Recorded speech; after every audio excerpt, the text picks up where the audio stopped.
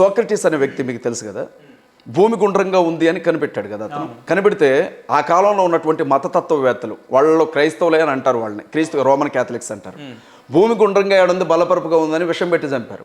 అది వాళ్ళ మూర్ఖత్వం. ఇప్పుడు మీరు అంటున్నారే మనకి తెలియని విషయాన్ని మూర్ఖత్వం అని అనుకుంటారే, వాళ్ళే నిజమైన మూర్ఖులు. ఇప్పుడు విషయం ఏంటంటే రేపేం జరిగిద్దో మనకు తెలియదు, కానీ ఫ్యూచర్లో జరగబోయేదంతా గెస్ చేయడమే మూర్ఖత్వం. మీకు తెలియనప్పుడు బైబిల్ గ్రంథం చాలా స్పష్టంగా చెప్తుంది, దైవ గ్రంథం చెప్తోంది, దైవ గ్రంథం చెప్తోంది, ఏం జరుగుతుందో కూడా స్పష్టంగా ఉంది దైవ గ్రంథంలో. వినండి, చనిపోయినటువంటి మనిషి ఎవరైనా సరే, సమాధి చేయబడిన, చితిమంటల్లో తగలబెట్టబడిన, మొన్న అయోధ్యలో శ్రీరాముడి దగ్గర పనిచేసినటువంటి వ్యక్తిని తీసుకొచ్చి సరైన నదిలో కలిపేశారు కదా పూజారిని, ఆయనతో సహా ప్రతి ఒక్కరూ లేచి దేవుని ముందు నిలబడే రోజు ఒకటి ఉంది.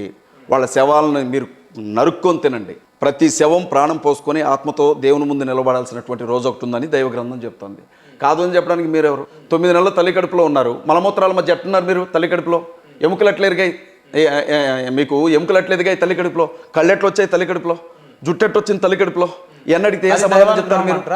అది దైవానుగ్రహం అంటారా? ఖచ్చితంగా దైవానుగ్రహం, దేవుని సృష్టి అది, దేవుని సృష్టి అది. కలిస్తే నేను పుట్టినా అంటా నేను బ్రదర్. ఇప్పుడు భూమి మీద 2 ఉంటాయి, ఒకటి నిజం, 2 సత్యం. నిజం ఏంటంటే మీరు మాట్లాడుతుంది భౌతికవాదం అంటారు దాన్ని. అంటే భూమి సూర్యుని చుట్టూ తిరిగే క్రమంలో రాత్రి పగలు ఏర్పడతాయని సత్యం చెప్తుంది. నిజమేమంటదంటే సూర్యుడు భూమి చుట్టూ తిరుగుతూ ఉంటాడు, తూర్పున ఉదయించి పడమర అస్తమిస్తాడు అని నిజం చెప్తుంది. కళ్ళ ముందు ఇదే కనపడుతుందిగా, తూర్పును ఉదయిస్తున్నాడు, పడమరను అస్తమిస్తున్నాడు, నీకేం తెలుసు అని మీరు అంటున్నారు. నేనేమంటున్నానంటే నాయన విషయం ఏంటంటే శాస్త్రవేత్తలు అంత పరిశోధన చేసిన తర్వాత తెలిసింది ఏంటంటే భూమి తన చుట్టూ తన కక్షలో తిరుగుతూ సూర్యుని చుట్టూ తిరుగుతూ ఉంటుంది, ఆ క్రమంలోనే రాత్రి పగలు ఏర్పడతాయని వాళ్ళు చెప్పారు. అది సత్యం, అది సత్యం. ఇప్పుడు మీరు ఏమంటున్నారంటే మీ కళ్ళ ముందు కనపడుతున్నదే ఇది నిజం, రేపేం జరుగుతుందో ఎవరికి తెలుసు అంటున్నారు. రేపేం జరుగుతుందో కాదు, అసలు సృష్టి ఎలా మొదలైంది, ఎలా సాగుతుంది, ఎలా ముగిసిపోతుంది, దీని తర్వాత ఏం జరుగుతుంది, మానవ జీవితం ఏంటి, మరణం ఏంటి, పునరుద్ధానం ఏంటి, నరకం ఏంటి, పరలోకం ఏంటి, సర్వ సృష్టికి సంబంధించిన ప్రతి రహస్యం దైవ గ్రంథంలో రాయబడింది. వద్దని చెప్పడానికి మీరెవరు? లేదు అని చెప్పడానికి మీరెవరు? ఇదే బైబిల్ గురించి ఒక్కసారి మాట్లాడుతుంది. ఎగ్జాంపుల్ గా మీరు దైవానుగ్రహంతో పుట్టిరని మీరు అన్నారు, లేదు మా DNA తోటి నేను పుట్టినాను నేను అన్నా.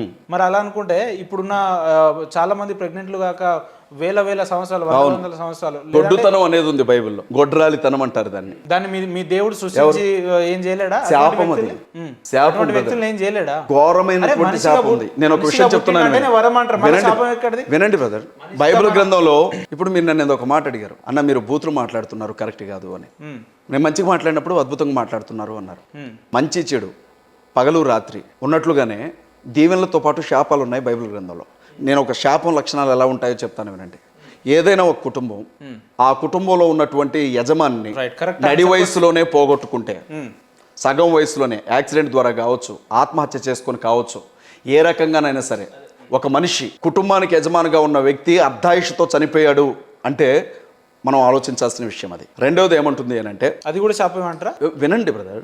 రెండవది దీర్ఘకాలిక వ్యాధులు ఒక వ్యక్తిని వెంటాడుతున్నాయి అని అంటే దాని గురించి కూడా ఆలోచించాల్సినటువంటి అవసరం ఉంటుంది. మూడవది మీరంతైనా సంపాదించండి నెలంతా, చివరికి వచ్చేసరికి చినిగిపోయిన సంచిలో వేసినట్లుగా ఉంటుంది ఆదాయం, రూపాయి మిగలదు మీకు. మీకు ₹1,00,00,000 రానివ్వండి, 10 కోట్లు రానివ్వండి, రూపాయి బిళ్ళ కూడా మీ చేతుల్లో మిగలదు. అది శాపానికి సంబంధించిన లక్షణమే. నాలుగవది ఎండిపోయే చెట్టు, పచ్చని చెట్టు ఏ రకంగానైతే ఎండిపోతుందో కుటుంబం ఆ రకంగా చూసుకుంటూనే నాశనం అయిపోతూ ఉంటుంది. అది శాపానికి సంబంధించిన లక్షణం. ఐదో విషయం ఏంటంటే వివాహం జరిగి అనేక సంవత్సరాలు గడుస్తున్నా గర్భం తెరవబడదు. చాలామంది వాళ్ళ హాస్పిటల్ చుట్టూ, ఫెర్టిలిటీ సెంటర్ల చుట్టూ తిరుగుతూ ఉన్నారు. అంతవరకు ఎందుకు బ్రదర్? మా ఆవిడికి పెళ్ళైన 10 ఏళ్ల వరకు పిల్లలు లేరు, మాకు 4 పిల్లలు చనిపోయారు గర్భంలోనే. అసలు మీకు పిల్లలే పుట్టరు అని చెప్పిన తర్వాత నాకు 2 పిల్లలు పుట్టారు. డాక్టర్లు మీకు అసలు పిల్లలు పుట్టరని చెప్పారు, ట్యూబ్స్ తీసేశారు, ఒక ట్యూబ్ తీసేశారు, ఒక ట్యూబే ఉంది, అది కూడా మూసుకుపోయి ఉంది అని చెప్పారు. అండాలు రిలీజ్ అయ్యే ట్యూబ్. నాకు 2 పిల్లలు ఇప్పుడు. కాళ్ళు చేతులు పడిపోయి నేను మంచం మీద 3 నెలల పాటు ఉన్నాను. లింక్ సిస్టమ్ ఫెయిల్ అయింది, నాకు బాడీ లింక్ సిస్టమ్ మొత్తం ఫెయిల్ అయింది. మాట ఇక్కడ మాట్లాడుతుంటే గొంతులో ఏదో ఇంత కోడిగుడ్డో ఏదో పెట్టినట్లుగా ఒక రకమైన శబ్దం వచ్చేది. నాకు లేచి నిలబడలేదు. నేను అమెరికాలో స్పెషలిస్ట్గా పనిచేసే ఒక డాక్టర్ గారికి ఈ రాష్ట్రానికి సంబంధించిన ఒక కమ్యూనిస్ట్ లీడర్ తరిమెల నాగిరెడ్డి, దేవులపల్లి వెంకటేశ్వరరావు గారికి సంబంధించిన ఒక పార్టీ ఉంది, UCCR ML అని. ఆ పార్టీకి సంబంధించిన నాయకుడు సత్యనారాయణ రెడ్డి గారు నన్ను ఆయన స్నేహం ద్వారా ఆయనకు చూపెడితే నీ కాళ్ళు చేతులు రావని చెప్పాడు ఆయన, అమెరికా డాక్టర్. నా పరిచయంతో పోలేక అప్పటికి నేను DSOని విద్యార్థి సంఘానికి జిల్లా అధ్యక్షుడిగా పనిచేస్తున్నా. ఆయన నన్ను చూసి ఈ సిస్టమ్ ఫెయిల్ అయిపోయింది, ఇతనికి నర్వ్ సిస్టమ్ చచ్చుబడ్డది, మా అమ్మది మా నాన్నది మ్యాన్ రకం, కాళ్ళు చేతులు ఇతనికి రావు, తీసుకుపోండి అని చెప్పారు. మీ ముందు ఎలా కూర్చున్నాను ఎలా మాట్లాడుతున్నాను. అంటే ఎట్లా సాధ్యమైంది? దేవునికి సాధ్యం. మనిషి ఎప్పుడు కూడా నాకంటే తోపు అనుకోవద్దు బ్రదర్. దోమ కుడితే చచ్చిపోతారు, గుర్తుపెట్టుకోవాలి ఈ విషయం. ఒక దోమ కుడితే దానికి మందు కనిపెట్టలాగా చచ్చిపోయారు ఎంతోమంది. ఈ భూమి మీద యుద్ధాల్లో చనిపోయిన వాళ్ళకంటే, ఈ భూమి మీద ఆకలితో చచ్చిపోయిన వాళ్ళకంటే కూడా దోమకాటుకు చచ్చిపోయిన వాళ్ళ సంఖ్య ఎక్కువ. మీరు చెప్పిన లెక్క ప్రకారం వినండి బ్రదర్, ఒక ఫిజికల్ గా కానీ మెంటల్ గా ఇబ్బంది పడుతున్నంటే అది శాపంలో భాగమే అని చెప్పారు. నేనేమన్నాను అంటే కొన్ని లక్షణాలు చెప్తున్నాను మీకు.